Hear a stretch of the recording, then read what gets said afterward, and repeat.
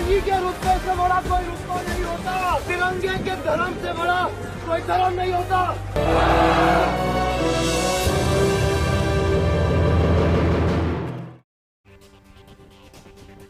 नमस्कार, good news today देख रहे हैं आप। मैं हूं आपके साथ वैभव राज शुक्ला। देखिए, देश गणतंत्र के उत्सव मनाने के लिए अब तैयार है। 77वां गणतंत्र दिवस मनाने की तैयारियां तमाम हैं। कल यानी 26 जनवरी को राजधानी दिल्ली में कर्तव्य पथ पर शानदार परेड निकाली जाएगी, जिसमें देश के शौर्य, आन बान शान की झांकियां देखने को मिलेंगी। इस दौरान देश की सैन्य शक्ति का शानदार प्रदर्शन होगा और सबसे खास बात है कि 77 साल में पहली बार गणतंत्र दिवस की परेड में सेना की Bhairav battalion, snow warrior scouts और रिमाउंट वेटरन कोर के दस्ते भी इस बार भाग लेने जा रहे हैं। रिपोर्ट देखिए।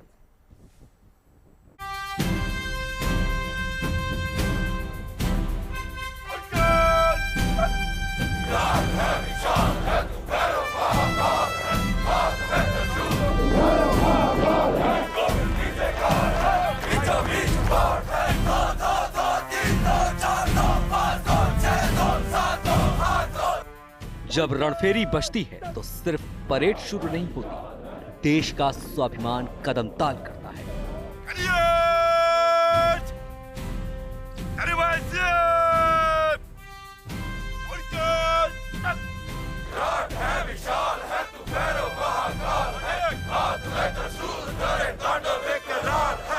जब ललकार उठती है तो इतिहास खुद को दोहराने के लिए तैयार हो जाता है।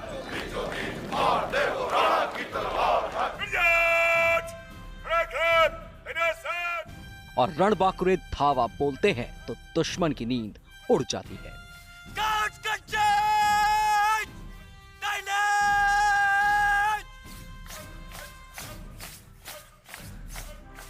77वें गणतंत्र दिवस पर कर्तव्य पथ पर उतर रही है भारत की वो ताकत जो अब सिर्फ सजावटी नहीं बल्कि पूरी तरह युद्ध के लिए तैयार है।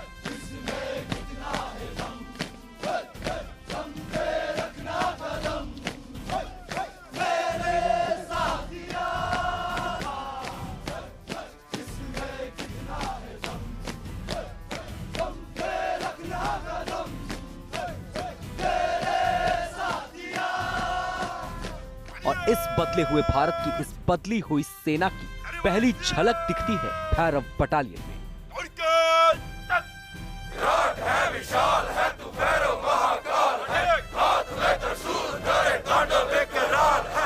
ये है भैरव बटालियन जो कि पहली बार गणतंत्र दिवस पर कर्तव्य पथ पर अपनी शिरकत करेंगे।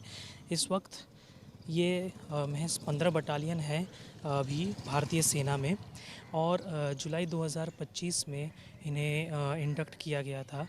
ये ट्रेंड है स्पेशली मल्टी डोमेन वॉरफेयर और मॉडर्न वॉरफेयर के। भैरव भगवान शिव का उग्र, रौद्र और न्याय का स्वरूप, काल के स्वामी, अधर्म के संहारक और उन्हीं से प्रेरित हैं ये योद्धा भैरव बटालियन के जवान। ये सिर्फ सैनिक नहीं है, ये वो योद्धा हैं जिन्हें सबसे कठिन, सबसे खतरनाक और सबसे संवेदनशील मोर्चों के लिए तैयार किया गया है। हमारी भैरव बटालियन, जिसके अंदर एक ऑफिसर, 2 GSUs और 144 अन्य पद हिस्सा लेने के जा रहे हैं। यही सेम बटालियन 15 जनवरी को आर्मी डे परेड का भी हिस्सा थी और यही बटालियन 26 जनवरी को कर्तव्य पथ पे भी परेड में हिस्सा लेगी। ये एक ऐसी अनोखी बटालियन है जो इस सेम ईयर में आर्मी डे परेड और रिपब्लिक डे परेड में दोनों में हिस्सा ले रही है। इन सैनिकों को कमांडो स्तर की ट्रेनिंग दी जाती है। ये अत्याधुनिक हथियारों और उपकरणों में पारंगत हैं। Drone operation, night warfare, multi domain operation और एयर डिफेंस जैसी आधुनिक युद्ध तकनीकों में इन्हें महारत हासिल है। चीन और पाकिस्तान से लगी सीमाओं के दुर्गम और चुनौतीपूर्ण इलाकों में जहां हर कदम पर खतरा है, वहां तैनात रहते हैं भैरव के ये योद्धा। नई बटालियन भी इसको हम कह सकते हैं भारतीय सेना की, लेकिन इसके साथ ही इसकी खासियत जो है वो बताई जा रही है कि एक गैप को ब्रिज करना, जो कि एक नॉर्मल इन्फेंट्री बटालियन होती है और स्पेशल फोर्सेस होती है। ये एक क्रिटिकल रिक्वायरमेंट थी और as per the decade of modernisation, जिसके अंदर की एक बहुत ही क्रिटिकल गैप, ऑपरेशनल गैप को ब्रिज किया जा रहा है, जो कि पैरा एसएफ और नॉर्मल इन्फेंट्री बटालियन के बीच में स्थित रहेगी। टास्क के मुताबिक इसका आकार नॉर्मल इन्फेंट्री बटालियन से छोटा रखा गया है, बट इनके पास काफ़ी ज़्यादा न्यू जनरेशन वेपन्स और इक्विपमेंट दिया गया है, जिससे कि हम इफ़ेक्टिव ऑपरेशंस और टारगेट एरिया पे डिस्ट्रक्शन कर सकते हैं। आज भारतीय सेना में भैरव की 15 बटालियन है और जल्द ही ये संख्या और बढ़ेगी। और जब ये कर्तव्य पथ पर अपने ऊंचे, सधे और गर्जना भरे कदमों से गुजरेंगे तो देश सिर्फ देखेगा नहीं, गर्व से भर उठेगा। और जब गूंजेगा युद्ध घोष जय भैरव जय भारत, तो उसकी गूंज दूर दूर तक जाएगी।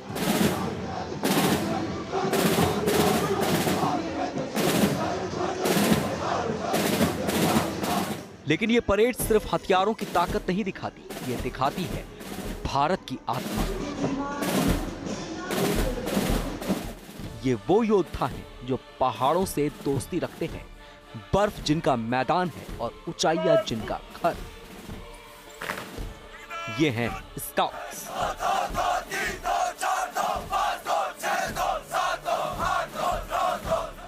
ये जो आप देख रहे हैं ये स्काउट्स का दस्ता है।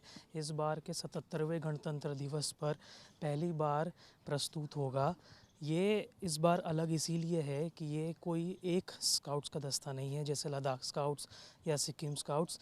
ये 144 वार्ड्स अलग अलग एक मिक्स्ड स्काउट्स का कंटिजेंट है, जो पहली बार सिर्फ गणतंत्र दिवस के लिए तैयार हुआ है।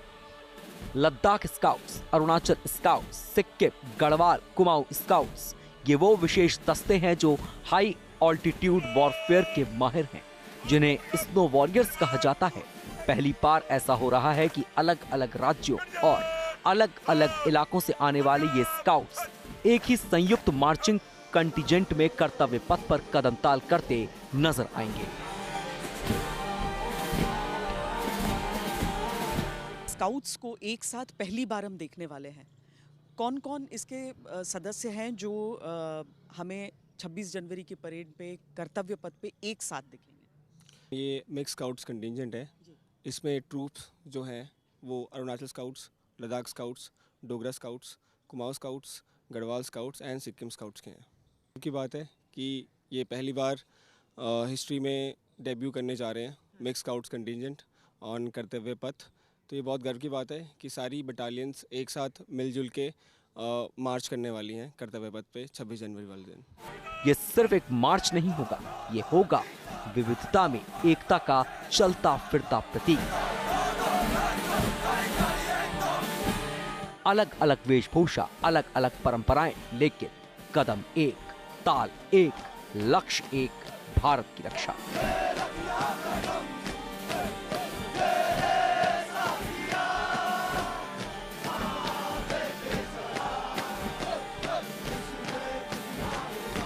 जो आपने हमें ये ड्रेस पहना हुआ देखा है, this is called ECWCS clothing.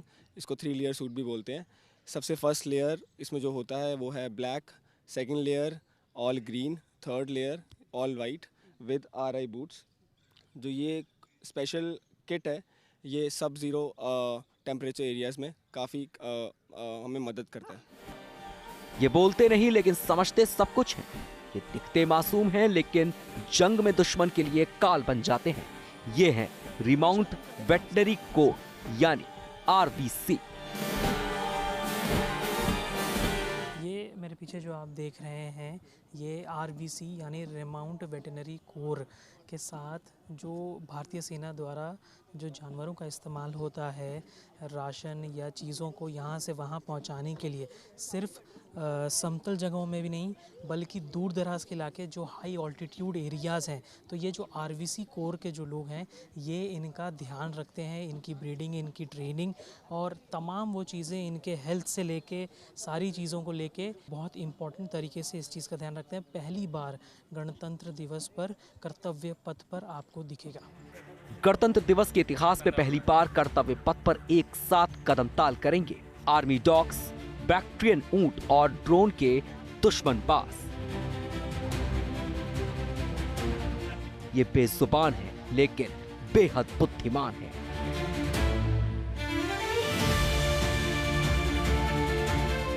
ये वफादार हैं लेकिन जरूरत पड़ने पर बेहद खतरनाक भी।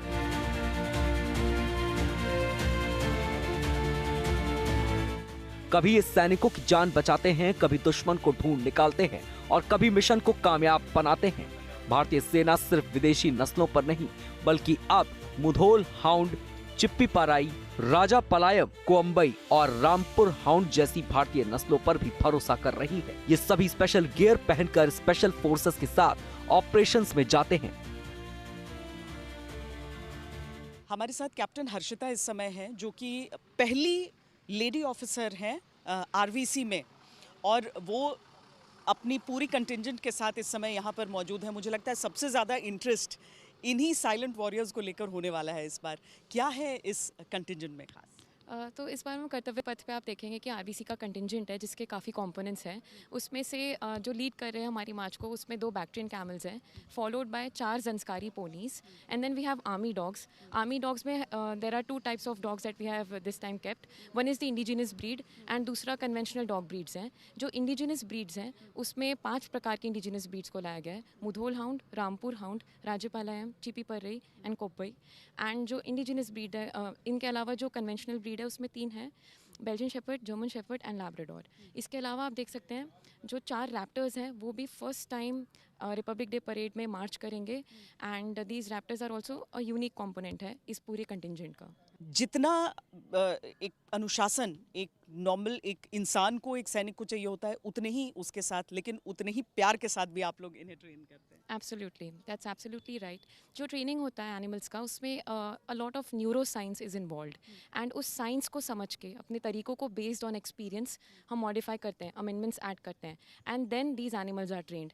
अगर आपको पता चल गया कि क्या न्यूरो साइंस है उसके पीछे, then both the birds as well as dogs are highly trainable animals.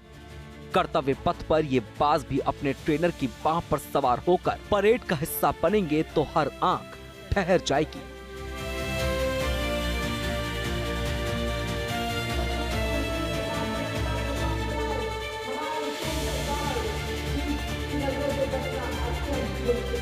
कुल मिलाकर भैरव बटालियन की गर्जना, स्काउट्स की अडिग चाल और आरवीसी के इन बेजुबान योद्धाओं का अनुशासन, ये तीनों मिलकर बता रहे हैं कि भारत अब सिर्फ शांति का पुजारी नहीं, भारत अब शक्ति का प्रतीक भी है। ये परेड सिर्फ एक समारोह नहीं, ये है नए भारत की युद्ध तैयारी की घोषणा।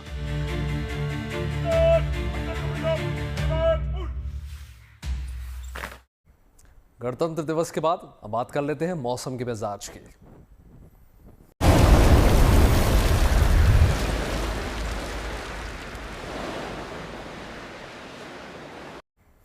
देखिए, पहाड़ी राज्यों में लगातार बर्फबारी देखने को मिल रही है। कई दिनों से सूखी ठंड से उत्तराखंड, जम्मू कश्मीर और हिमाचल में पर्यटन कारोबार रफ्तार नहीं पकड़ रहा था। अब जब उत्तर भारत में मौसम ने करवट अचानक बदल ली है और बर्फ गिरी, तो पहाड़ी राज्यों की पूरी तरीके से तस्वीर बदल चुकी है। जम्मू कश्मीर, हिमाचल प्रदेश और उत्तराखंड के हिल स्टेशंस की ओर लगातार जो है पर्यटक का रुख कर रहे हैं, प्रसिद्ध पर्यटन स्थलों का रुख कर रहे हैं और बर्फबारी का आनंद लेते हुए नजर आ रहे हैं। कई जगहों पर तो कई सालों बाद इतनी जबरदस्त बर्फबारी हुई है जिससे स्थानीय लोगों में गजब का उत्साह देखने को मिल रहा है। तो चलिए आपको हिमाचल प्रदेश के खास टूरिस्ट स्थलों की शानदार तस्वीरें दिखाते हैं।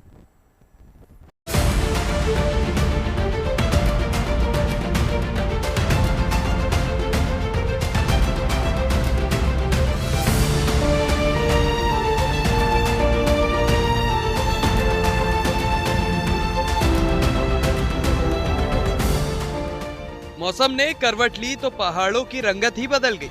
पहाड़ चांदी जैसे चमचमाने लगे तो पहाड़ी इलाकों के टूरिस्ट प्लेस से लेकर आम इलाके भी प्रकृति की मेहरबानी से सफेद हो गए। उनकी खूबसूरती देखने लायक हो गई।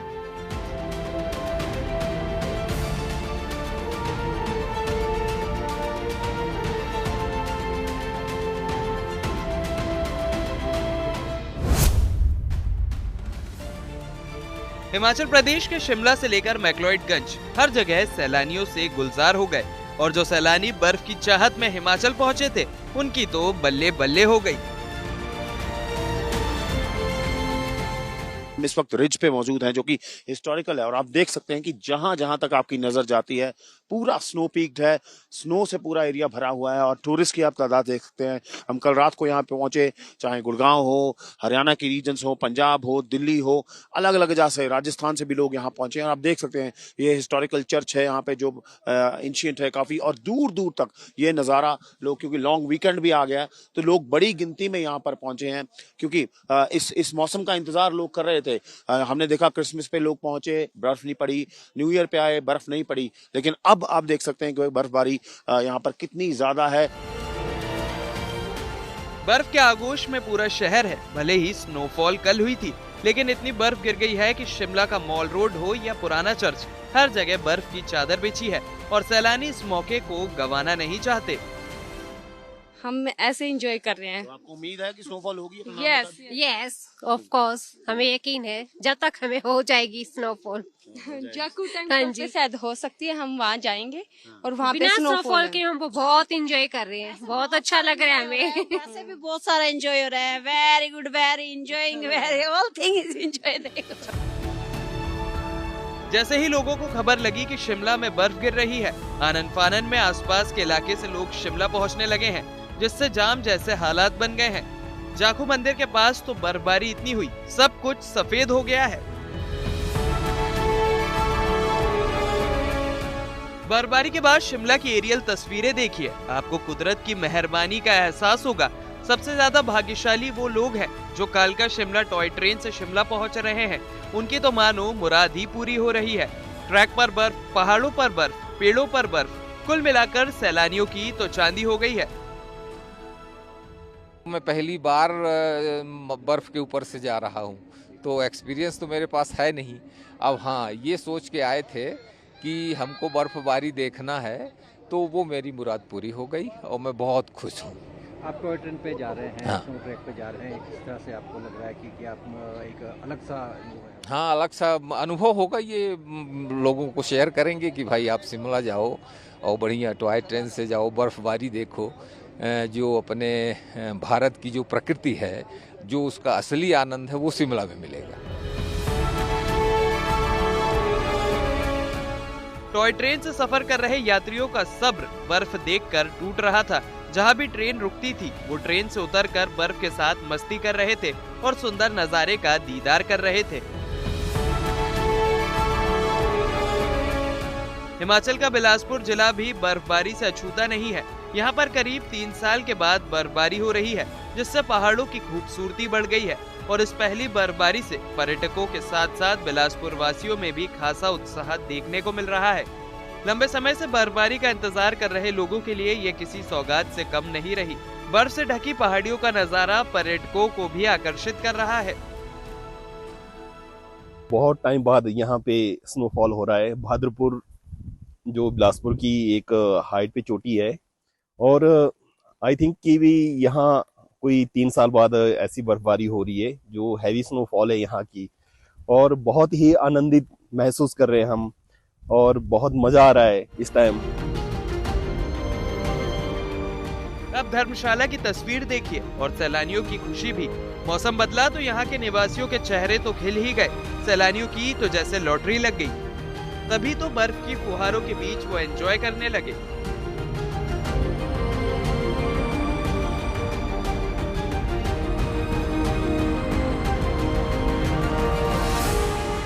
मनाली का नजारा तो और खास हो गया है। यहाँ पर पेड़ से लेकर पहाड़ तक सफेद हो गए हैं। सड़कों पर कई फीट तक बर्फ जमी है, गाड़ियों पर कई फीट तक बर्फ जमी हुई है, लेकिन सैलानियों का आना लगातार जारी है। मनाली में भी सड़क पर गाड़ियों की संख्या बढ़ने से जाम जैसे हालात हो गए हैं। दूसरी बात यह है कि सड़क पर बर्फ होने की वजह से गाड़ियों की आवाजाही में मुश्किल हो रही है। पहले तो लोग कुदरत से बर्फबारी की मिन्नतें कर रहे थे और अब इतनी हो गई है कि लोगों की मुश्किलें बढ़ने लगी हैं। मनाली के पास अटल टनल के पास का नजारा तो और खास था। यहाँ पर इतनी बर्फ गिरी है कि पर्यटकों का पहुंचना तक मुश्किल हो गया है। हर तरफ बर्फ की मोटी परत जम गई है, लेकिन इस हैवी स्नोफॉल के बीच तिरंगा शान से लहरा रहा है।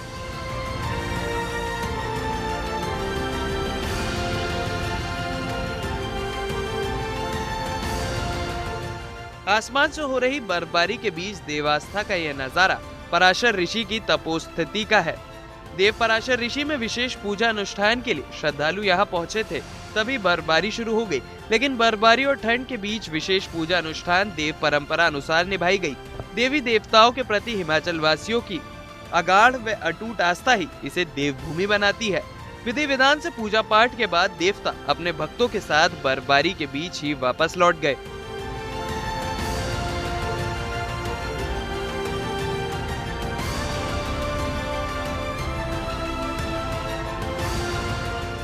धर्मशाला के पास मशहूर पर्यटन स्थल मैक्लोडगंज का नजारा भी देखने लायक है।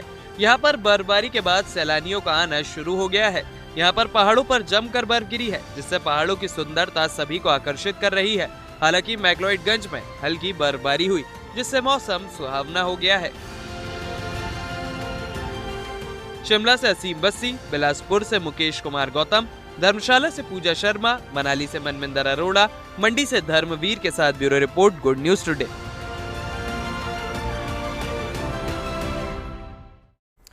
देखिए, जम्मू कश्मीर में भारी बर्फबारी ने वादियों की खूबसूरती में चार चांद लगा दिए हैं, जिससे कारोबारियों के चेहरे खिल गए हैं।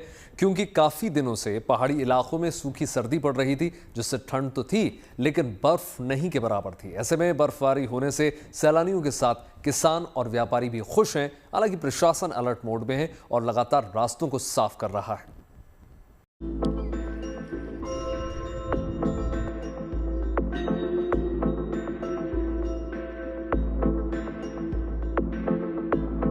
जम्मू कश्मीर में भारी बर्फबारी ने पहाड़ों से लेकर वादियों तक के मौसम का मिजाज पूरी तरह बदल दिया है। लंबे इंतजार के बाद हुई इस बर्फबारी से जहां ठंड बढ़ी है, वहीं कश्मीर की खूबसूरती भी चरम पर पहुंच गई है। जम्मू कश्मीर के सोनमर्ग में हुई बर्फबारी के बाद से पूरा नजारा बदल गया है। प्रकृति ने इलाके की जबरदस्त सजावट की है, जिसकी वजह से यहाँ पर टूरिस्ट का पहुंचना शुरू हो गया है। बड़ी संख्या में लोग सोनमर्ग के रास्ते में हैं, जिसकी वजह से अभी से सड़कों पर जाम जैसे हालात बनने लगे हैं। हालांकि जो सैलानी सोनमर्ग पहुंच चुके हैं, उनकी तो बाँछें खिली हुई हैं और वो इसका आनंद भी जमकर ले रहे हैं। अनंतनाग में भारी बर्फबारी से पर्यटकों में जबरदस्त उत्साह है। चारों ओर जमी बर्फ के बीच पर्यटक जश्न मनाते और तस्वीरें लेते नजर आए। मौसम के बदले मिजाज ने कश्मीर की वादियों को खूबसूरत नजारों में बदल दिया है। पहली बार आई हूँ, ये मेरी फर्स्ट स्नोफॉल है और बहुत ही मजा आ रहा है, मुझे बहुत ही अच्छा है। आपने एंजॉय किया, डांस किया आपने यहाँ पे? बहुत एंजॉय करा, बहुत ही अच्छा, और सब कोऑपरेट कर रहे हैं बहुत ज्यादा। अनंतनाग में बर्फ गिरने से सिर्फ पर्यटक ही खुश नहीं है, बल्कि किसानों और कारोबारियों में भी खुशी की लहर है। बर्फबारी हो गई है यहाँ पर। इससे पहले भी थोड़ी थोड़ी हुई थी पहाड़ों पर, आज जो हुई है इससे जो यहाँ की रीढ़ की हड्डी है टूरिज्म, हम तमाम देखने वालों को और अपने मुल्क हिंदुस्तान टूरिज्म को कहते हैं कि आ जाओ आप और यहाँ लुत्फ उठाओ। पुंछ के मंदार इलाके में ताजा बर्फबारी से मौसम सुहावना हो गया है। चारों ओर बर्फ जमी है और पहाड़ी इलाका पूरी तरह सफेद चादर में ढक गया है। बर्फबारी से भले ही ठंड पड़ गई हो, लेकिन नजारे सबको लुभा रहे हैं। डोडा की तस्वीर देखिए, यहाँ सब कुछ आपको सुंदर ही दिखेगा, लेकिन लोग खुश हैं कि बहुत महीनों बाद ही सही ऐसी बर्फबारी देखने को तो मिली। बर्फबारी से कड़ाके की ठंड से भी लोगों को थोड़ी राहत मिली है। डोडा के भलेसा में भी बर्फबारी के बाद लोग राहत की सांस ले रहे हैं, क्योंकि एक तो उनके साल भर के पानी का इंतजाम हो गया, फसलों के लिए आसानी हो गई है, साथ ही कारोबार से कमाई भी होगी। भलेसा के नजारे में बर्फ ने इसे सोने पर सुहागा बना दिया है। ये तस्वीरें हैं भद्रवाह की। यहाँ भी कुदरत की जबरदस्त मेहरबानी हुई है। हर इलाका सफेद है और यहाँ पर हर जगह बर्फ का कब्जा हो गया है और प्रशासन लोगों से सतर्क रहने की अपील कर रहा है। अशरफ पानी के साथ bureau report, good news today. खास कार्यक्रम में इतना ही। देश और दुनिया की तमाम पॉजिटिव खबरों के लिए जुड़े रहिए गुड न्यूज टुडे के साथ। नमस्कार।